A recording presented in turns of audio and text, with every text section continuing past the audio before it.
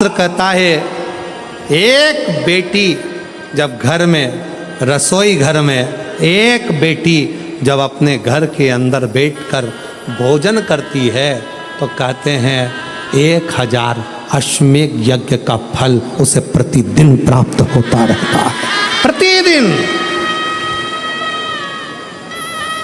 अरे दुनिया वालों से पूछो कि नवरात्रि में कन्या भोज क्यों कराते हो, दुनिया वालों से पूछो कि नवरात्रि में बेटियों को क्यों ढूंढने जाते हो, दुनिया वालों से पूछो कि नवरात्रि की अष्टमी और नवमी पर कन्या का पूजन क्यों करते हो। क्योंकि दुनिया वालों को ये मालूम पड़ना चाहिए कि देवी भागवत में लिखा है एक कन्या एक बेटी जब किसी के घर में मुख झूठा करती है, एक बेटी एक कन्या जब किसी के घर में भोजन करती है तो उसके भंडारे कभी खाली नहीं रहते। इसलिए कन्या पूजन किया जाता है, इसलिए बेटी का पूजन किया जाता है।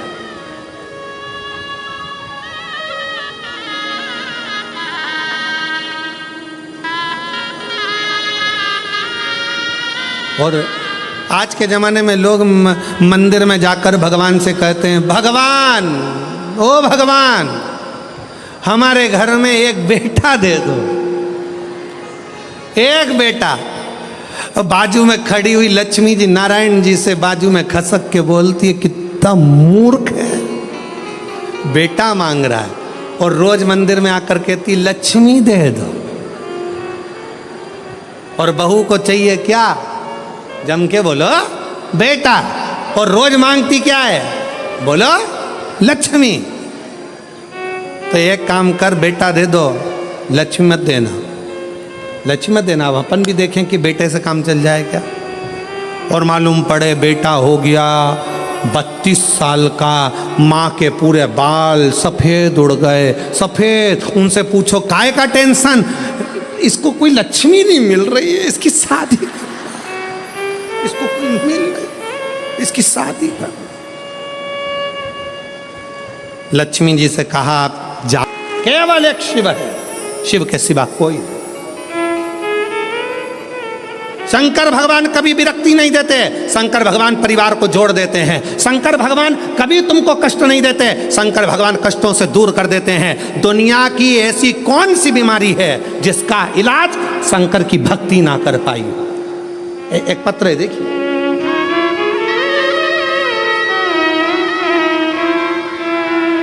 जन्म और मरण का ये जो प्रपंच है इससे छूटना चाह,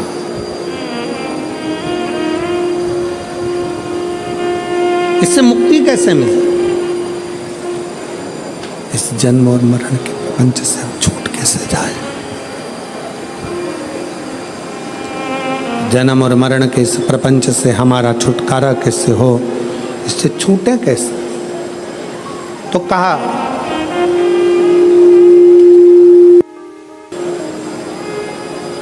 जब किसी व्यक्ति के घर में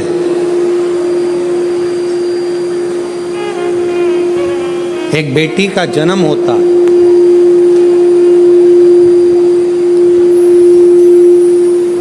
और बेटी की किलकारी, बेटी के पाँव की खनक, बेटी के किलकारी पाँव की खनक,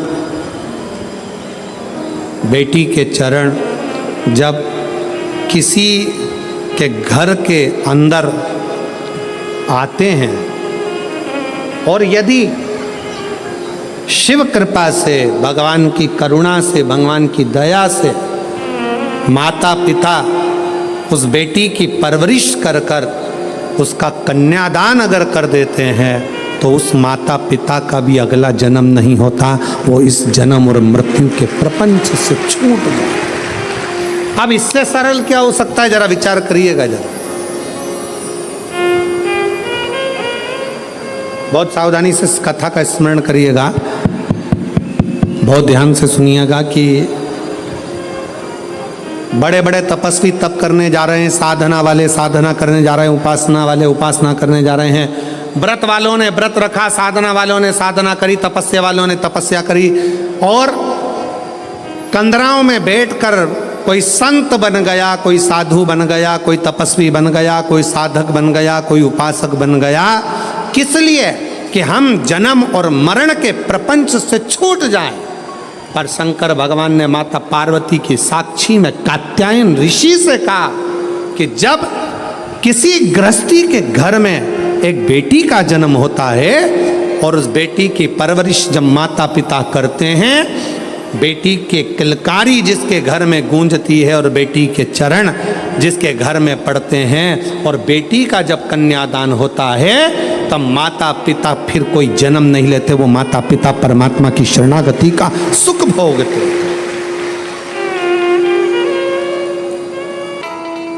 ये संसार की झूठन है, ये लोभ, ये तृष्णा, ये आसक्ति, ये वासना, ये नाते, ये रिश्ते, ये कुटुंब, ये कबीले, ये वो झूठन है जो हमारे शरीर से लगती चली जाती है, लगती चली जाती है। इसको दूर करो।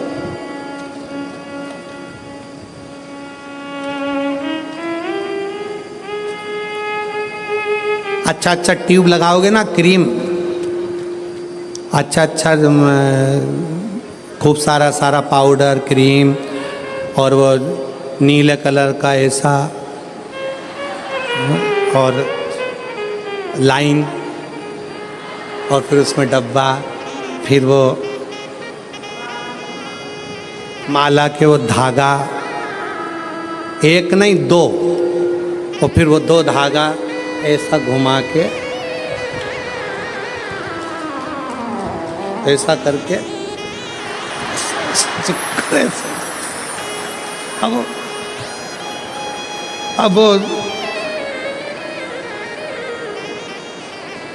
अब तुमने जितना क्रीम लगाया है, तुमने जितना स्नो लगाया है, तुमने जितना पाउडर लगाया है, ईमानदारी से बोलो, इतना क्रीम पाउडर लगा के तो लोग तुम्हारे पास में आएंगे ही आएंगे। बोलो सही है कि गलत है? आएंगे। अगर शंकर भगवान तो पहले से ही इतने ब्यूटीफुल थे, पहले से इतने सुंदर थे, इतने सुंदर,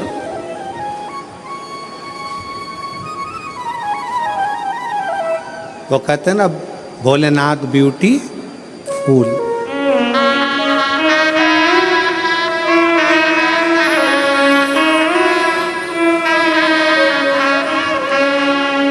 सिर पे गंगा लेवे कल्याण वो कर देवे, भोलेनाथ ब्यूटीफुल, जो नाम उसका लेवे भोले जी दर्शन देवे, भोलेनाथ ब्यूटीफुल। जो नाम शिव का लेवे कल्याण वो कर देवे, भोलेनाथ ब्यूटीफुल। इतने सुंदर तो शिव पहले से। और अगर भगवान शंकर मालूम पड़े और थोड़ा बहुत पेंटिंग पेंटिंग करके बैठ जाते तो ईमानदारी से बोलो 33 कोटि देवताओं के यहाँ जितनी देवियां हैं वो सब शंकर भगवान के चरणों के सम्मुख में बैठी रह जाती, सारी देवियां, सारी देवियां। शंकर भगवान ने कहा मुझे अपने पास में किसी को नहीं रखना, ज्यादा सुंदर रहूंगा लोग आएंगे, इसलिए शंकर भगवान ने भस्म को अपने तन पर धारण कर लिया कि यह संसार झूठा, ये परिवार झूठा, ये कुटुंब झूठा, ये नाते रिश्ते झूठे, ये सब झूठ है। इसलिए झूठन को दूर करने के लिए जैसे बर्तन पर राख लगी हो तो वो बर्तन पर लगी राख झूठन साफ कर देती है। मेरे शिव कहते हैं तन पर चढ़ी हुई भस्म ये संसार के झूठे लोगों को दूर कर देती है, झूठे लोगों को।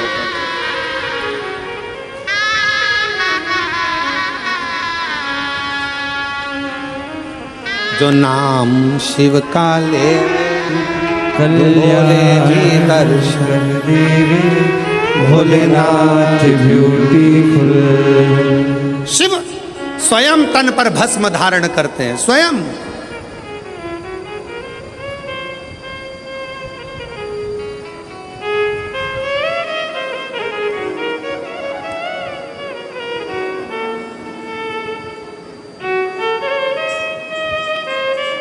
अगर कोई तुमसे कहे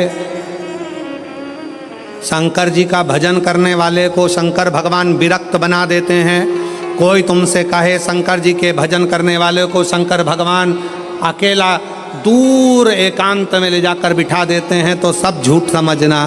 शंकर भगवान स्वयं भजन करते हैं तो पार्वती को पास में रखते हैं। शंकर भगवान स्वयं भजन करते हैं तो गणेश जी को पास रखते हैं। शंकर भगवान स्वयं भजन करते हैं तो कार्तिकेय को पास करते हैं। 33 कोटि देवताओं में कोई एक देवता ऐसा बता दो जो अपनी पत्नी, अपने बच्चे, अपने रिश्ते, अपने नाते सबको साथ रखते हो। केवल एक शंकर भगवान हैं जो अपनी बहुओं को, रिद्धि सिद्धि को भी साथ रखते हैं, जो अपने पोते अमोद प्रमोद को साथ रखते हैं, जो अपनी बेटी अशोक सुंदरी को साथ रखते हैं, जो अपनी बेटी जया, विषहरा, शामरी, बारी, दौतली देव उसको साथ रखते हैं। कोई एक देवता बता दो जो अपने पूरे रिश्तेदार के साथ अपने मंदिर में रहता हो। केवल एक शंकर भगवान जो अपने रिश्तेदार तो रिश्तेदार, नंदी को भी अपने मंदिर में जगह देकर रखते हैं कि तू मेरे साथ में। अब इसमें सबसे ज्यादा जरूरी चीज कौन सी है?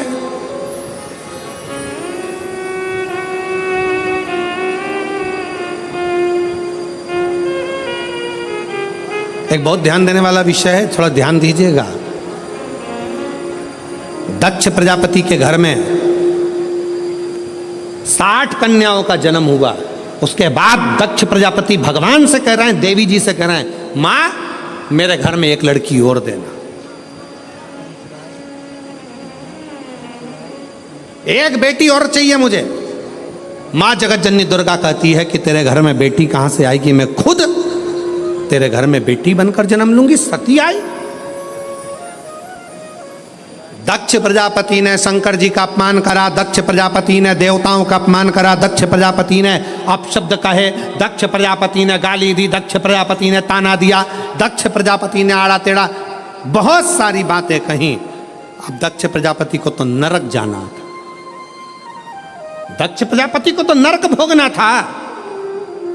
पर दक्ष प्रजापति के घर में बेटियों का जन्म हुआ था, दक्ष प्रजापति ने बेटियों का कन्यादान किया था। इसलिए शंकर भगवान का अपमान करने के बाद भी दक्ष प्रजापति नरक नहीं भोगा है। दक्ष प्रजापति मरण, शीश कटने के बाद बकरे का मुख लग गया और बकरे का मुख लगने के बाद भी स्वर्ग भोगा है, वो दक्ष प्रजापति है, क्योंकि बेटी का जन्म ही प्रबल है।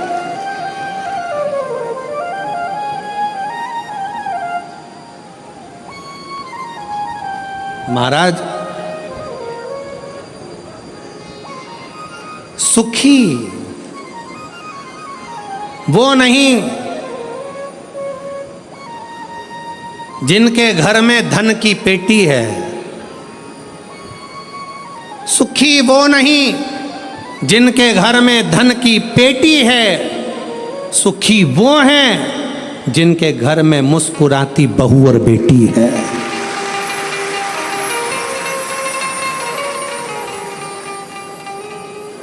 जिनके घर की बहुओं के चेहरे पर प्रसन्नता हो, जिनके घर की बेटियों के चेहरे पर मुस्कुराहट हो, समझ लेना कि उस घर में भले धन ना हो पर वो शंकर की कृपा उसके घर में सदा बनी हुई है, सदा।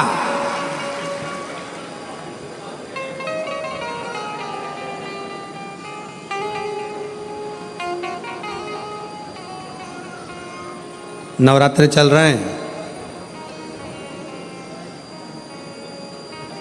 माँ जगत जननी जगदम्बा से प्रार्थना करा करो कि तू मेरे घर में एक बार जरूर आना। माँ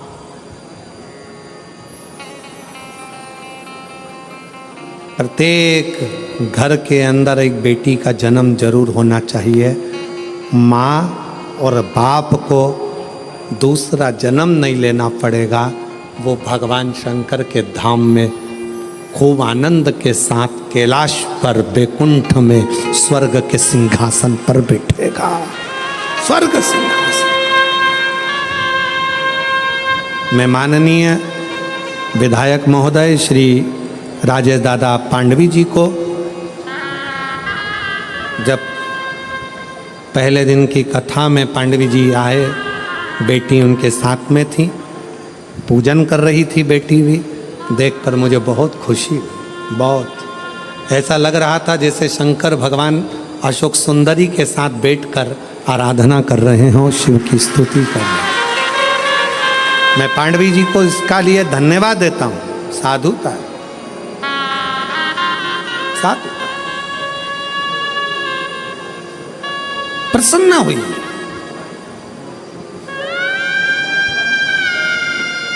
बेटे के जन्म पर जितने नगाड़े बजवाते हो उससे दुगना नगाड़ा बेटी के जन्म पर बजवाना। क्यों? बेटे का जन्म हुआ है तो दूसरी बार जन्म तुम्हें पृथ्वी पर लेना पड़ेगा, वापिस आना पड़ेगा और अपना कर्म का भोग भोगना पड़ेगा, फिर जन्म लेना पड़ेगा। पर घर में अगर एक बेटी का भी जन्म हो गया तो दूसरी बार जन्म नहीं लेना पड़ेगा। इसलिए ज्यादा नगाड़े बजवाना कि अब मेरा आखिरी जन्म है, अब जन्म नहीं लूंगी। अगर बेटी का घर में जन्म हो गया तो अब जन्म नहीं लूंगी। बहारो फूल बरसा मेरे घर बेटी आई है, मेरे घर बेटी आई है। फिर से जन्म नहीं पाऊं, मेरे घर बेटी आई है, मेरे घर बेटी आई है। हिमालय राज के घर में जब पार्वती जी का जन्म हुआ, कहते हैं दुनिया के यहाँ पर जन्मदिन की पार्टी एक दिन की होती हो, दुनिया के यहाँ जन्मदिन की पार्टी 2 दिन की होती हो, 2 महीने की होती हो, 4 महीने की होती हो, हर साल जन्मदिन पे होती हो। हिमालय राज के यहाँ जब तक पार्वती जी का कन्यादान नहीं हो गया तब तक रोज पार्वती जी के जन्म का उत्सव मनता था, प्रतिदिन प्रतिदिन।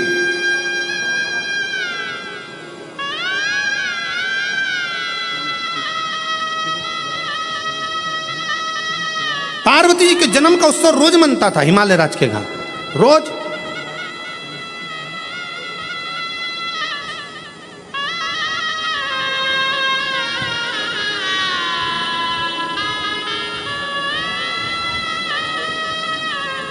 एक दिन इंद्र के मन में आया और इंद्र ने जाकर पूछ लिया हिमालय राज से, इतनी प्रसन्नता क्यों है? हिमालय राज ने कहा, बड़ी प्रसन्नता का विषय यह है कि आज मेरे घर में बेटी का जन्म हुआ है। तो बेटी तो तुम्हारी 7 वर्ष की हो गई, जन्मदिन तो जब जन्म हुआ था तब मनाना था, तुम तो रोज जन्मदिन मनाते हो बेटी का, रोज जन्मदिन, प्रतिदिन। हिमालय राज ने कहा, सास था ना, इसके घर में शादी करना है बेटे की, कोई लक्ष्मी, तो इसने मांगा ही था कि मेरे को बेटा दे दो, बेटा दे दो। लक्ष्मी नहीं मांगी थी, बेटा मांगा था। तो कोई तो इसके घर में शादी करेगा। तो कहाँ करेगी, आएगी।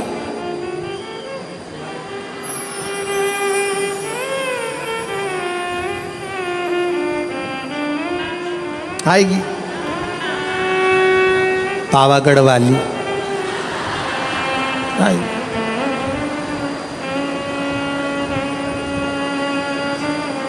तुलजा आई, इसके घर में आई,